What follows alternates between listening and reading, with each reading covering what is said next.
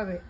ఏమన్నా అక్కయ్య గారు బాబాయ్ గారు బాగున్నారా బాగాలేదా? రాకపోతే రాలేదంటున్నారని చెప్పి లండన్ నుంచి పైనుంచి రాజమండ్రి నుంచి రైలు కింద నుంచి వచ్చేసామండి అమలాపురం పెట్రోల్ ధరలో వచ్చేసామండి. తప్పకుండా నా గన్ను పేలిపోతుందండి. ముందుకెళ్తే 3 కిలోమీటర్లు అండి, వెనక్కి 7 కిలోమీటర్లు అండి, పైకి వెళ్తే 10 కిలోమీటర్లు అండి. మరి నా గన్నుకి లైసెన్స్ లేదండి, నేను కాలితే కేసు లేదండి. మరి మా ఇంట్లో ఏప్రాలు దెబ్బలాడుకుంటే నాపరాలు పగిలిపోతున్నాయండి.